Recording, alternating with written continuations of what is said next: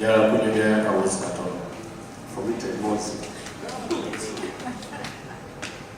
Twakula ffenna ne mutabani wange olujalo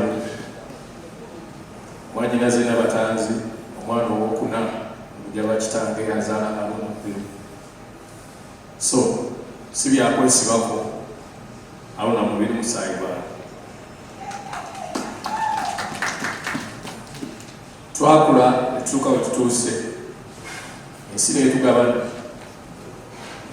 Ensi bwetugabana nze neetwala mu bidongo munnange neemutwala mu Bwakinyozi.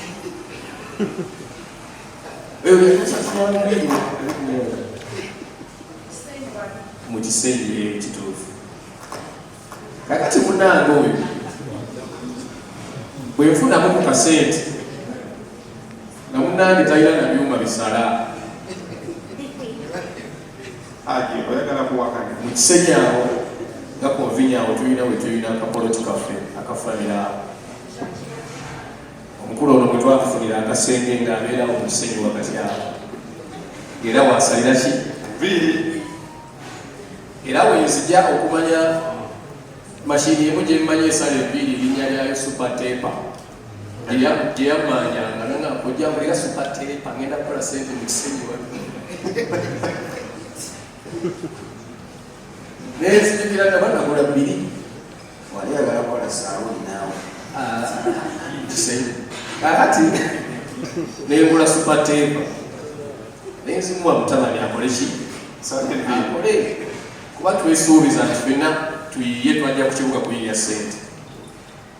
Olunaku ne lukya abaana ne bamusumagiza abayebase Supertaper ne bazimba n'afuluma nga naye omanyi mu Kisenge eggaali ezibeerayo abaana abakubi b'engumi abalina ebiso abalina biki n'afuluma agobe emisinde ababbye ki Supertaper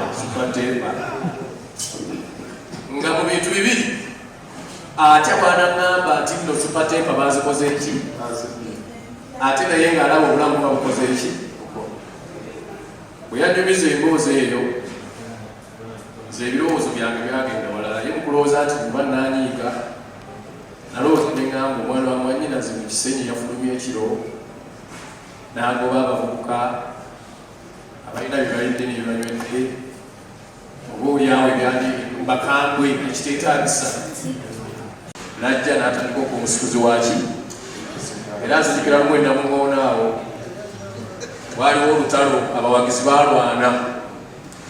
Mu kulwana nga ffe twekwese wansi w'entebe tukola bwe tuti musajja wattu n'alwana asitula ebyuma se ku mmotoka ebyuma bya kojja. Kakati omusirikale w'okukifo namuŋoona yalowooza nti ono mubbi waki wabisiigalo bakubaluna bakuba omusajja bambi nga talina musaati kawendeyamusajja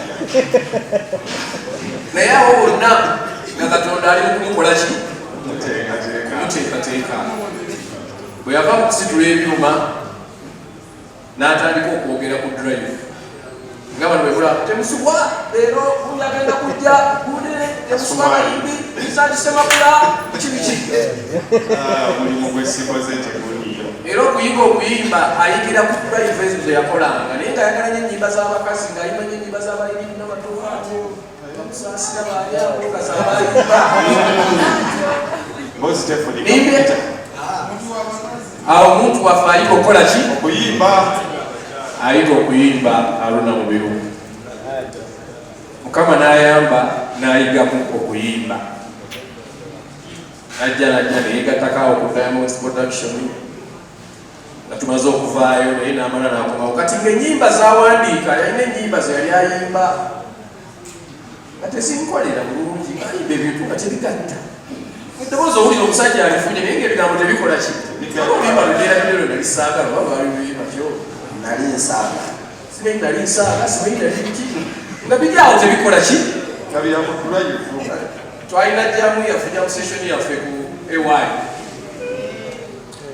kakati ngenda okuwulira bwe nali nfuluma nga ngenda n'okugenda Haruna n'alinnya ayimbe ngenda okuwulira ayimba ekitooke kifa nsalira noyokolina nali nfuluma nenkulira nenyibirira ku geeti bwenzi enyibirira ku geeti ngenda okuwulira nga omusajja alabika yafunye eki oluyimba naye nga tamanyi oluyimba bwe buggwa nenkomawo emabega nezija nemugamba enkya tukeera mu studio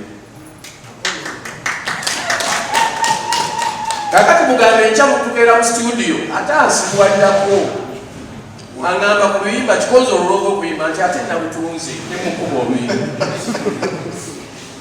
nti waluguzizza nti ngaomuntu gwe yaluguzizza muntu wange naye kati nga ate noono njagala akole ki yali aluguzizza mulongo Katongo bwama kyokka mulongo Katongo bwama taata wange mu music naye aluguze naye aluwaddaani Mutiibwa